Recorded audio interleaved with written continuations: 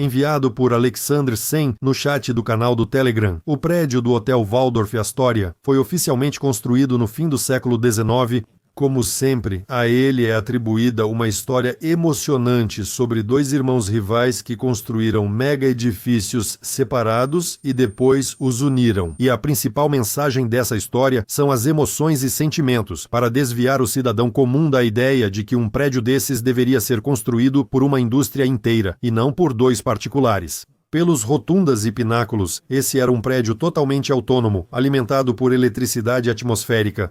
Ele foi demolido em 1929 para dar lugar ao arranha-céu Empire State Building. O prédio não ter sido construído no final do século XIX indica que é antediluviano. É possível ver pelos nichos de onde vêm os arcos das janelas altas e um andar subterrâneo na área cercada. Naquela época, aparentemente, continuavam as escavações dos andares inferiores. O primeiro andar e o subsolo, 2 andares, são andares altos. Hoje em dia fazem isso em áreas comerciais, mas em um único andar. Naquela época, esses eram residências para gigantes de 3 a 4 metros. O arranha-céu do século XX provavelmente foi construído sobre a fundação desse edifício, originalmente feita com ampla margem de segurança, tanto que poderia suportar o Empire State Building com seus 102 andares e quase meio quilômetro de altura.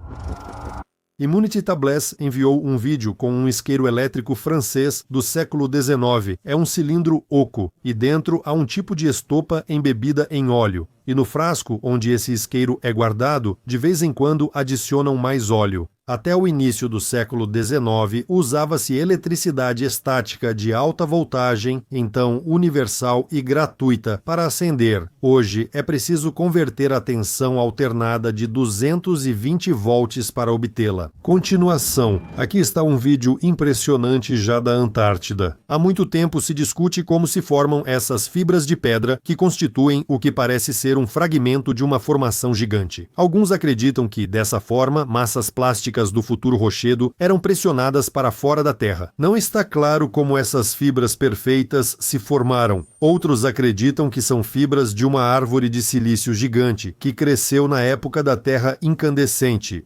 Ou talvez fosse algo gigantesco, mas uma árvore comum, ao se curvar, acabava petrificando, embora não cresça com essas fibras. E alguém depois a cortou, ou melhor, a serrou, e há muitas dessas formações pelo mundo todo. E o fato de isso ter sido encontrado na Antártida significa que lá também havia as mesmas condições ou clima que em outros lugares do mundo.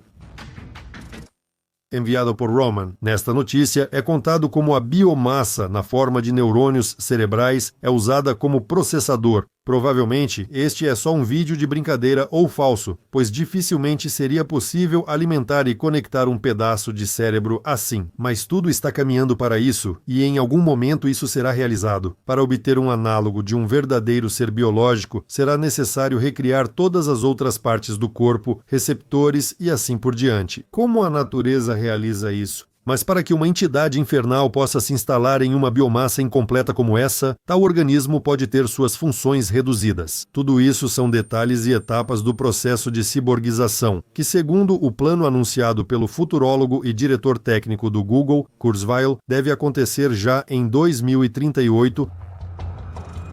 Neste mapa, vemos como o transporte e bombeamento de petróleo e gás eram organizados no final do século XVIII. Aqui são mostrados mais de 3.000 quilômetros desse sistema, que foi instalado pelo menos no hemisfério norte da Eurásia. Hoje restam muitos testemunhos dela em forma de artefatos. O petróleo naquela época não era usado para obtenção de energia. Como sabemos hoje, dela pode-se fazer quase tudo, inclusive comida. Segundo os pesquisadores, na civilização anterior, a população da Terra poderia chegar a 60 bilhões de pessoas e era preciso sustentá-las. Também é possível que existisse comunicação interplanetária, o que tornava o petróleo um produto incrivelmente requisitado. Já foram apresentadas versões anteriormente de que o nome Tartária designava o território onde o petróleo era extraído. Dizem que cidades com o sufixo burg eram centros logísticos de extração de petróleo. Dessa época também veio o termo bourgeois, que significa burg, juí, comedor de petróleo. Ela voltou a entrar em uso nos anos de implementação da ideia comunista.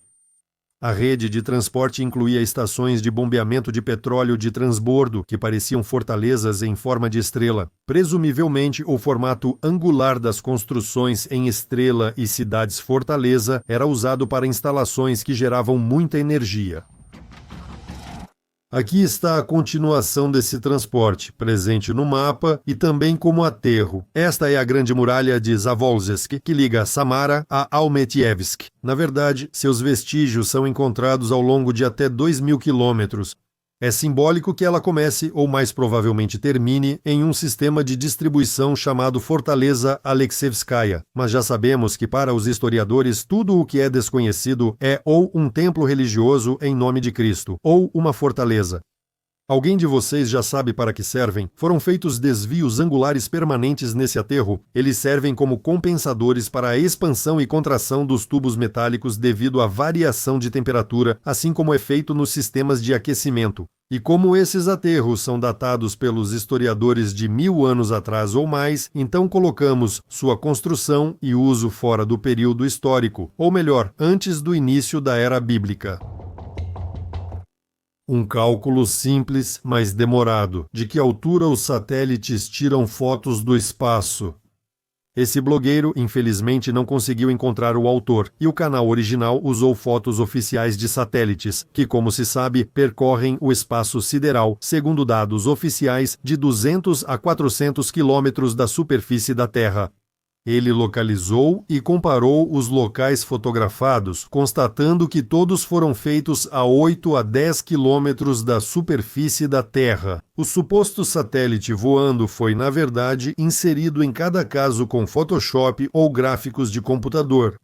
A possibilidade de que satélites possam pairar ou voar nessa altitude nós descartamos, pois essa é a altitude de voo de um avião. Sabemos que há atmosfera lá e não se pode atingir a velocidade cósmica naquela altitude.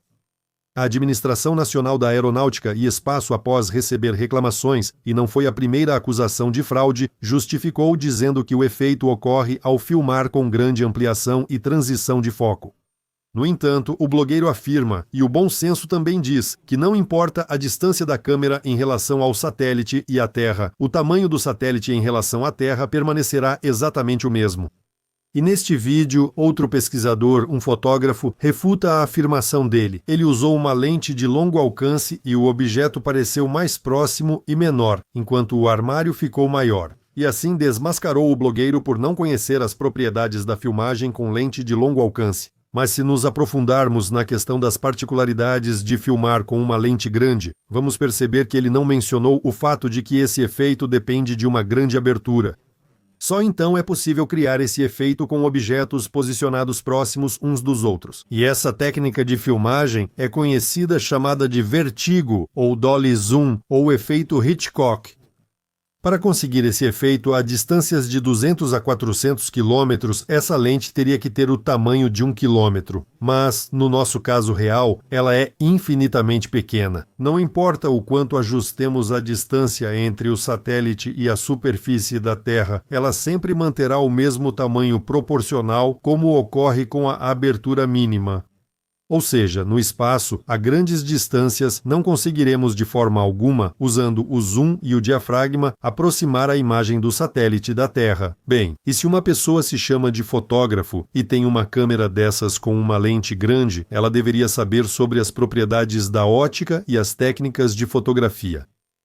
Vale notar que todas as opiniões sobre esse assunto podem ser verificadas com fatos e a verdade absoluta pode ser estabelecida, mas na maioria dos casos, a pessoa comum simplesmente não tem tempo nem oportunidade para verificar isso. Enviado por Slava.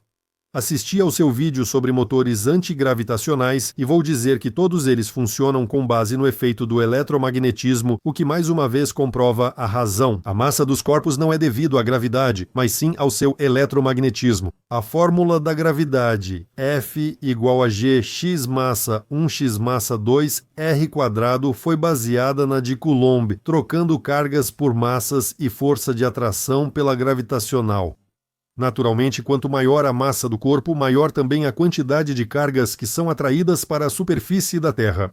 Não há nenhuma confirmação do funcionamento da força gravitacional, embora a tecnologia já tenha ultrapassado o ponto em que a atração gravitacional poderia ser medida com alta precisão, mas ainda não foi possível detectá-la, enquanto a força de Coulomb já foi confirmada. Portanto, só eletroimãs e o eletromagnetismo devem ser usados para buscar dispositivos sem geradores de combustível e forças antigravitacionais. Muitos pesquisadores dizem que todas as leis têm fórmulas universais. Por exemplo, Aitziukovsky afirmou que o éter pode ser calculado por fórmulas da gasodinâmica. Ou, por exemplo, o comportamento de um líquido em tubos pode ser calculado usando a lei de Ohm, que é aplicada à relação entre corrente elétrica, tensão e resistência. Na verdade, o fluxo de um líquido pode ser descrito pelos mesmos parâmetros, onde a corrente é a força do fluxo, a tensão é a velocidade do fluxo, a resistência é o diâmetro do tubo e a potência é a quantidade de líquido bombeado, dependendo desses parâmetros. Claro, os físicos imediatamente chamariam essas ideias de charlatanismo, pois o comportamento do líquido seria alterado por outras circunstâncias físicas do ambiente, que não existem quando a corrente elétrica flui em um condutor. No entanto, a resposta para isso é simples. Tudo bem, vamos apenas levar em conta, em cada caso, as correções e as forças adicionais atuantes, mas as leis fundamentais ainda permanecerão universais. Quem as separou e apresentou como tão diferentes é outro assunto. O mesmo vale para a invenção de dezenas de nomes de doenças que surgem apenas por uma única razão. O mesmo ocorre com a informatização. Vários bugs permanecem há décadas e o sistema operacional em breve terá terabytes. Como se os criadores dos sistemas de informação não tivessem o objetivo de otimizar algoritmos, o que deveria levar à aceleração dos cálculos e à redução da quantidade de dados armazenados, além de acelerar os processos sem a necessidade de aumentar a velocidade dos processadores. Isso é comprovado por fabricantes terceirizados, que não têm obrigações nem complicam desnecessariamente os produtos de software. Essa situação costuma prevalecer em todas as áreas domésticas e científicas. Enviado por Cosmo, estruturas antigas subterrâneas foram desenterradas por um trator. O que um conspirólogo pode enxergar nesse caso curioso? Em primeiro lugar, olhando à distância, ninguém suspeitaria que pode haver um assentamento escondido sob a terra aqui. Essa possibilidade existe se ele estivesse numa depressão.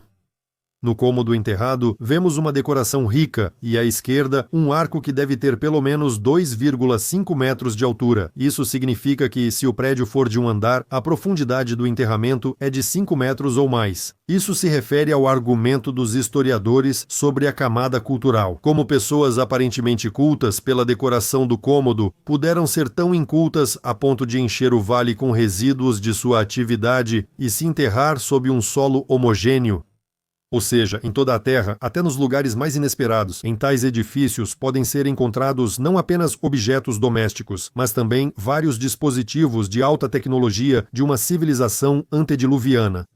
Nas lendas de vários povos do mundo, há histórias em que um herói nacional encontra o cajado de algum deus antigo e realiza muitos feitos heróicos. Ele derrota exércitos, luta pela paz em toda a aldeia e entra para a história de seu povo como vencedor de algo ou conquistador de novas terras. Isso dura até a Inquisição chegar, tomar o cajado e restaurar tudo ao lugar.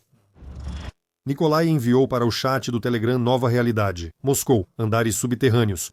Vamos prestar atenção nesta casa de 2 andares. Aqui, um camarada atento e experiente entra pela lateral e descobre que esta casa tem mais um andar subterrâneo soterrado. Depois, ele segue adiante, olha para baixo e descobre o segundo andar subterrâneo. E pode haver até um terceiro andar subterrâneo, não sendo certo que o segundo seja o último. E essas casas típicas estão espalhadas por toda a Rússia, e nelas vivem pessoas que nem desconfiam que embaixo delas há mais 1, 2 ou até 3 andares. Ou seja, originalmente essa casa tinha pelo menos 4, ou talvez até 5 andares. Esta é uma construção padrão de 4 ou 5 andares do século XVIII.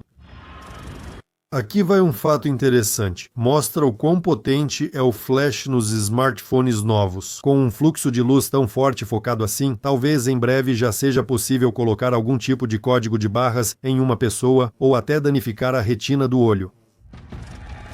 Aqui é apresentada uma versão do motivo de colocarem tantas câmeras nos smartphones, supondo que o vídeo não seja falso. A câmera tem uma fonte de alimentação autônoma e pode enviar informações para a rede sozinha. Então fica claro o propósito das câmeras extras. Em primeiro lugar, as pessoas gostam dessa abundância e vão querer comprar esses smartphones, onde quanto mais câmeras, melhor. Essas câmeras podem ter uma fonte de alimentação própria e podem ser recarregadas simplesmente por contatos ou carregamento sem fio quando a câmera está encaixada no lugar. E essa câmera transmite constantemente a imagem por Bluetooth, quando disponível, ou por Wi-Fi, mesmo quando o smartphone está desligado. Como sabemos, imagens aleatórias permitem criar um modelo 3D do ambiente, identificar o que a pessoa faz, reconhecer rostos, pessoas e lugares frequentados.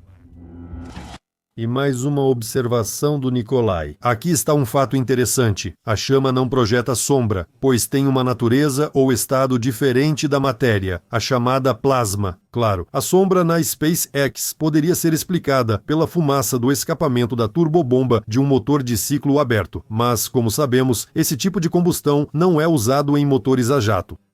O programa SpaceX já foi flagrado várias vezes, falsificando voos reais por meio de gráficos. Provavelmente, ele foi criado para um propósito totalmente diferente dentro da versão oficial da estrutura do mundo.